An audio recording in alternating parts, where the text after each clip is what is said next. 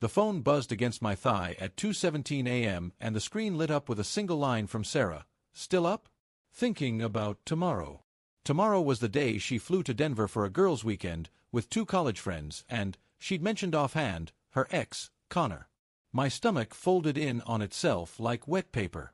I stared at the message until the letters blurred, then typed back, "Yeah, just packing your vitamins," because that was the kind of thing a supportive fiancé says at 2 in the morning.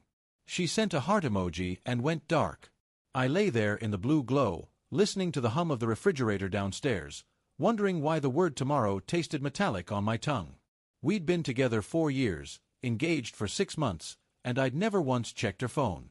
Not out of saintliness, just trust, the kind you don't question until it starts breathing funny. Sarah was the woman who cried at rescue dog commercials and kept a running note on her phone titled, "Reasons Alex is Better Than Pizza." I was the guy who proposed on a Tuesday night in the kitchen because the ring had been burning a hole in my sock drawer for 3 weeks. We were solid.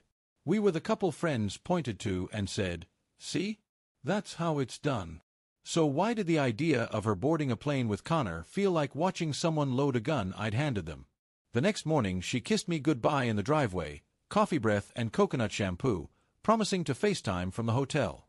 "4 days, babe," she said, squeezing my hand. Then we're back to cake tastings and seating charts. I smiled so hard my cheeks cramped. The Uber pulled away and I stood there waving like an idiot until the taillights disappeared. Inside, the house sounded hollow, every footstep echoing like it was announcing my own stupidity. That night she called from the airport bar. Her voice had that loose, happy lilt that usually came after 2 margaritas. "Connor says hi, by the way," she laughed. "He's horrified we're making him wear salmon at the wedding." I pictured him, tall, easy grin, the kind of guy who still looked good in Patagonia. My tongue stuck to the roof of my mouth. "Tell him Coral's slimming," I managed. She snorted, then lowered her voice. "You okay? You sound weird." I told her I was tired, that the office had been hell. She bought it, or pretended to. Before she hung up she said, "Don't be insecure, Alex. It's just a trip." The word insecure lodged in my throat like a fishbone. I didn't sleep. At 3 a.m., I opened her laptop to grab our flight itinerary for the honeymoon, Venice, 2 weeks after the wedding, and her messages app was still logged in, mirrored from her phone. The preview pane showed a thread with Connor. The last text, time-stamped 20 minutes earlier, was a selfie of them cheek to cheek at the gate, captioned, "Old Habits." Below it, a string of older messages I couldn't unsee, her telling him she missed the way he used to trace circles on her hip when they watched movies, him replying that some nights he still reached for her side of the bed, her sending a voice note that said, "I love Alex, I do, but it's different with you, like coming home after being gone too long." My pulse hammered so hard I felt it in my teeth. I scrolled up until the words smeared. There were no naked pictures, no hotel plans, just this slow, corrosive drip of nostalgia that made me feel like a placeholder. I sat on the floor of our study, back against the couch we'd picked out together at IKEA, and cried without sound, the way you do when you don't want the neighbors to hear. Part of me wanted to forward everything to myself, build a case, confront her with screenshots like some courtroom drama. Instead I closed the lid, went to the kitchen, and drank orange juice straight from the carton until my stomach hurt.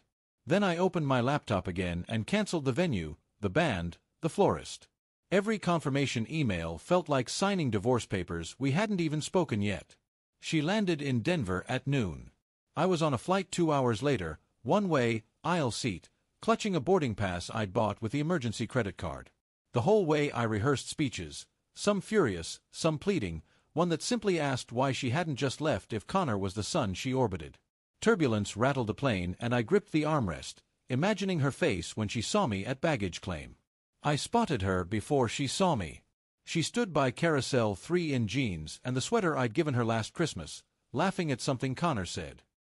He had his hand on the small of her back, casual as breathing. When her eyes met mine the laughter died mid-syllable. The suitcase handle slipped from her fingers and clattered. Connor followed her gaze, registered me, and took one polite step away, like a man who just remembered he left the stove on. "Alex." Her voice cracked on the second syllable. She looked smaller suddenly, swallowed by the airport noise. I walked forward until we were a foot apart. People streamed around us like water around rocks. What are you doing here? I could ask you the same thing, I said. My voice sounded steadier than I felt. But I already know. Her face cycled through emotions so fast it was dizzying.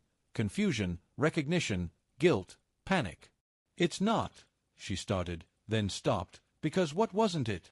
Connor cleared his throat and muttered something about giving us space. He walked off toward the exit, hands in his pockets, the posture of someone who'd won a prize he no longer wanted. Sarah's eyes filled. I didn't sleep with him. Maybe not this weekend, I said. The words tasted like rust. But you've been sleeping with the idea of him for months. I read the messages, Sarah. Every single one. She pressed her knuckles to her mouth. I was going to tell you. After the wedding. I thought, she swallowed. I thought if we just got through it, the feeling would fade. Like a last hurrah. A last hurrah, I repeated. The phrase hung between us, obscene in its cheerfulness. I'm the hurrah you settle for? No, she whispered. You're the life I want. He's the life I survived. A tear tracked down her cheek, taking mascara with it. I got scared. Cold feet doesn't cover it. It felt like standing at the edge of a cliff and remembering how good the fall used to feel. I wanted to shake her. I wanted to hold her. Instead, I reached into my pocket and pulled out the engagement ring, her ring, wrapped in the receipt from the jeweler. I'd carried it the whole flight like a talisman. I pressed it into her palm. I canceled everything, I said. Venue returned the deposit. Your dress is still at the alterations place if you want to sell it. She stared at the ring like it might bite her. Alex, please. We can fix this.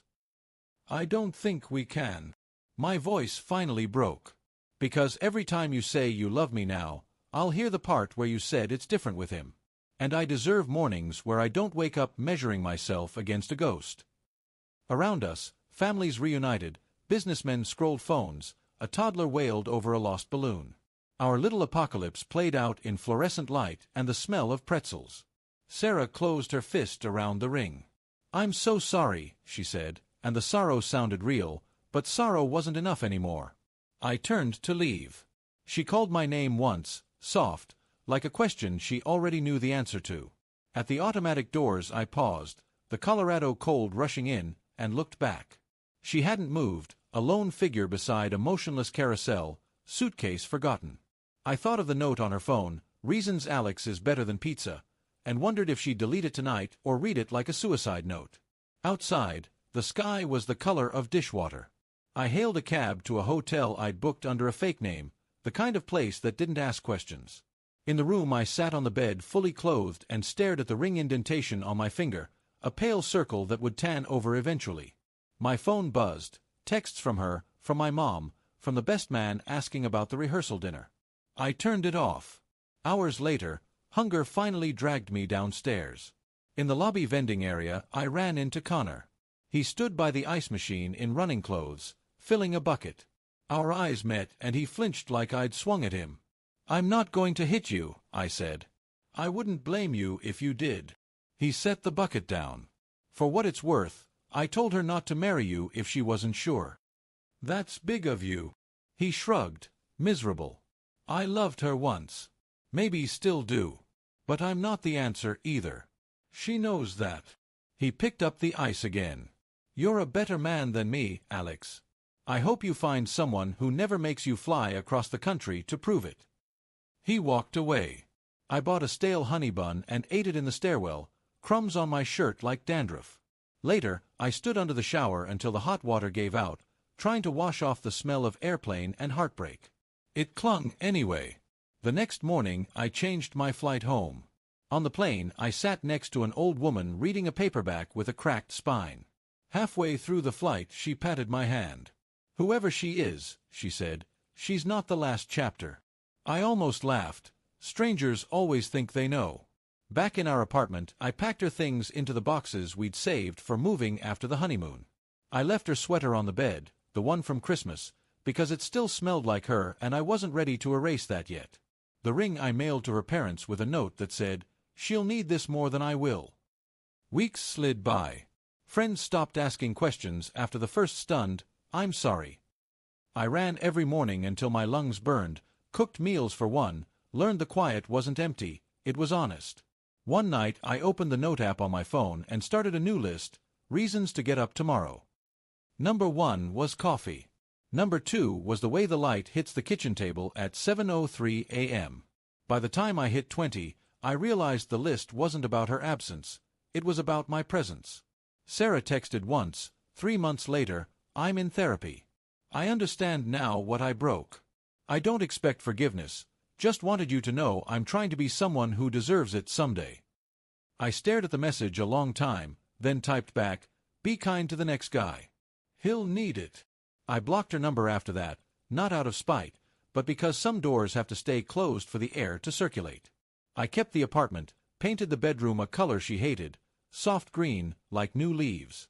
On the first anniversary of what would have been our wedding day, I hiked to the ridge where I'd planned to take our engagement photos. The city sprawled below, oblivious. I took out my phone, opened the camera, and snapped a selfie. Just me, windburned, smiling the kind of smile that doesn't reach the eyes yet but is trying. I captioned it, "Still here," and posted it publicly for the first time in a year.